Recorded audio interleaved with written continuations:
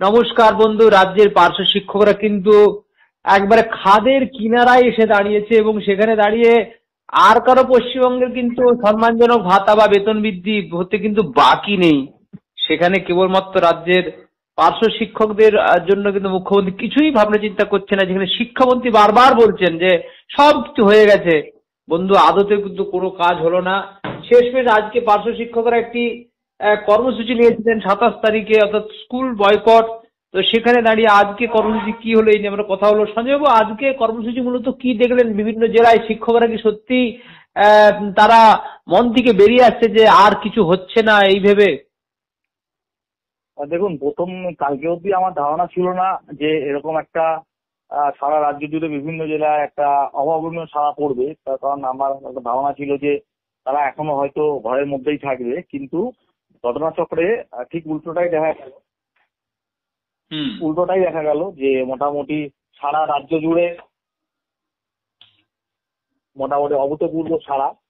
বিভিন্ন জেলায় প্রচুর সংখ্যক শিক্ষক শিক্ষিকারা উপস্থিত হয়েছেন ডেপুটেশনে এবং স্কুল বয়কট হয়েছে। এবং শাসক সংগঠন তারা এই প্রভূতভাবে এটা বিরোধিতা করেছেন, লেখালেখি করেছেন বিভিন্ন গ্রুপে, কিন্তু তারা কলকে পাননি। এবং আমরা বঞ্চিত পার্শ্ব শিক্ষকের পক্ষ থেকে বিভিন্ন সংগঠনের যেটা প্ল্যাটফর্ম, সেই প্ল্যাটফর্মের দাঁড়িয়ে আজকের এই যে কর্মসূচি নেওয়া হয়েছিল সেটা আমি মনে করি সার্থক। এবং এটা সবের সূচনা মাত্র। এটা বলতে পারেন আগামী দিনের সলতে পাকানো শুরু হলো। এবং সবচেয়ে উল্লেখযোগ্য যে যেভাবে পার্শ্ব শিক্ষিকারা দূর দূর দূরান্ত থেকে যোগদান করেছেন, যেটা বহুদিন পর আবার দেখা গেল, হ্যাঁ, সেটা আগামী দিনে আমাদেরকে আরো উদ্বুদ্ধ করবে যে আরো কঠিন রাস্তার লড়াইয়ের ক্ষেত্রে এবং আইনি লড়াইয়ের ক্ষেত্রে। এবং এটা সরকারের কাছে একটা বার্তা গেল যে 46,000 পার্শ্ব শিক্ষক কিন্তু আর আপনাদের দিকে শুধু মুখের দিকে তাকিয়ে থাকবে না, তারা কিন্তু নিজেদের অধিকারের জন্য রাস্তায় নামবে এবং শাসক সংগঠনের মুখাপেক্ষী হয়ে আর থাকবে না, আর ফাইলের গল্প শুনবে না, আর আধিকারিকের গল্প শুনবে না। এবার নিজেদের অধিকারটা নিজেরা বুঝে নেবে। অতএব তারা কিন্তু একটাই দাবি তুলেছে যে 1/3/2024 যে চুক্তিভিত্তিক কর্মীদের জন্য যে অর্ডার হয়েছে সেই অর্ডারকে মান্যতা দেওয়ার জন্য এবং দ্রুত অর্ডার বের করার জন্য। তো এর পরবর্তী আপনারা কতদিন বাদে আন্দোলনের দিকে এগিয়েছেন? দেখুন, এরপর এটা তো ফেব্রুয়ারি মাস শেষ হয়ে গেল, এরপর উচ্চ মাধ্যমিক পরীক্ষা থাকবে 5 মাসের বেশ খানিকটা অংশ জুড়ে, যার ফলে সেই সময়টা তো কিছু করা যাবে না।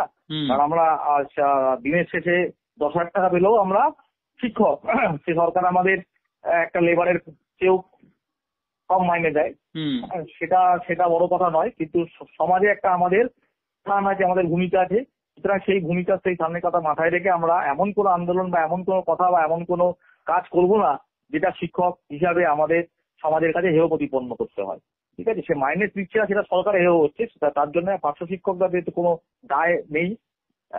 সুতরাং আগামী দিনে উচ্চ মাধ্যমিক পরীক্ষার পর আমরা মোটামুটি বিভিন্ন যারা সামাজিক বিদগ্ধ মানুষজন আছেন, গুণী মানুষজন আছেন, তাদের সকলকে নিয়ে এই লড়াইটা তো শুধু আমাদের একা লড়াই করলে হবে না, এটা একটা সমাজের মধ্যে ছড়িয়ে দিতে হবে। ঠিক আছে, যে এই দেখুন যে পশ্চিমবঙ্গের শিক্ষকরা তারা কিভাবে বঞ্চিত। যেখানে একটা group C group D staff 20 বছর চাকরি করলে কন্ট্রাকচুয়াল তারা 37,000 টাকা 39,000 টাকা বেতন পায়, সেখানে একটা শিক্ষক 20 বছর চাকরি করে পায় 10,000 টাকা। এটা পশ্চিমবঙ্গের সাধারণ মানুষকে জানানোর সময় এসে গেছে। তার এফেক্ট কি হবে সেটা সরকার বুঝবে, সেটা নিয়ে আমাদের কোনো মাথা ব্যথা নেই। ঠিক আছে, আমরা সরকার আচ্ছা, অনেক চ্যানেল এখনো ভুলভ্রান্তি খবর দিচ্ছে যে আপনাদের আন্দোলনে তারা লড়ে বসেছে, সরকার ফাইল নিয়ে চূড়ান্ত মানে ছুটাছুটি চলছে, এমন ধরনের মানে ভুল বার্তা দিয়ে এই বেশ কিছু ইউটিউব করছে। এই জিনিসগুলো তো শিক্ষকদের মধ্যে তো বিভ্রান্তি তৈরি করেছেন। কি না, এই শুনুন, এইসব কিছু ইউটিউব চ্যানেল আছে নিজেদের চ্যানেলের ভিউ বাড়ানোর জন্য এইসব মিথ্যা গুজবে খবর দেয়। আমি যারা ইউটিউব সাক্ষাৎকার নেয় তাদেরকে পরিষ্কার বলি, যেটা আপনার কন্টেন্ট, অর্থাৎ যা আপনি যে বিষয়ের উপর বক্তব্য রাখছেন সেটুকুই লিখুন। আজে বাজে বক্তব্য আপনি ইউটিউব চ্যানেলে হেডিং এ দেবেন না, তাতে মানুষ বিভ্রান্ত হয়, মানুষ বিরক্ত হয়, মানুষ দেখে না। তাতে যেটা ঠিক সেইটাই আপনি দেবেন, এক। আর 2 নম্বর হচ্ছে, আমরা আগামী দিনে মোটামুটি একটা এরকম সমস্ত বিদগ্ধ মানুষজন, গুণী মানুষজন নিয়ে সমাজের, তাদেরকে নিয়ে একটা কনভেনশন করবো, সেখানে পার্শ্ব শিক্ষকরাও থাকবে। এবং পরবর্তীকালে এপ্রিল মাসে একটা লাগাতার কর্মসূচি আগামী দিনে আমরা নেওয়ার প্রস্তুতিতে এগোচ্ছি। এটা আজকে তার সলতে পাকানো শুরু হলো। আমরা দেখে নিতে চেয়েছিলাম যে পার্শ্ব শিক্ষকরা আমাদের পাশে কতটা আছে, সেই হিসাবে আজকে আমরা সফল। তারা আমাদের পাশে আছে এবং আগামী যে পার্শ্ব শিক্ষকরা তারা কিন্তু আর রাস্তায় মানে ঘরে বসে থাকবে না, তাদের কিন্তু দেয়ালে পিঠ থেকে গেছে। তবে কিন্তু ওই তিরপল ঘিরে আন্দোলন করলে হবে না, খোলা আকাশে রোদের মধ্যে লড়াই করতে হবে এবং সেই চিৎকার যেন বিকাশ ভবনের আনাচে কানাচে ঘুরে বেড়ায়, মুখ্যমন্ত্রীর কাছে গিয়ে পৌঁছায় এবং যে পার্শ্ব শিক্ষকরা সত্যি কতটা বঞ্চিত এবং অসহায় পীড়িত সেই বিষয়টা কিন্তু তবে ফুটে উঠবে। তবে জানি না যে বেতন বৃদ্ধি নিয়ে যে গুজবের খবর উঠছে, এখনো পর্যন্ত কিন্তু বেতন বৃদ্ধি বিষয় নিয়ে কোন রকম, যেটা বিভিন্ন সূত্র থেকে আমরা পাচ্ছি, কোন রকমই কিন্তু সরকার সদর্থক ভূমিকায় নেই।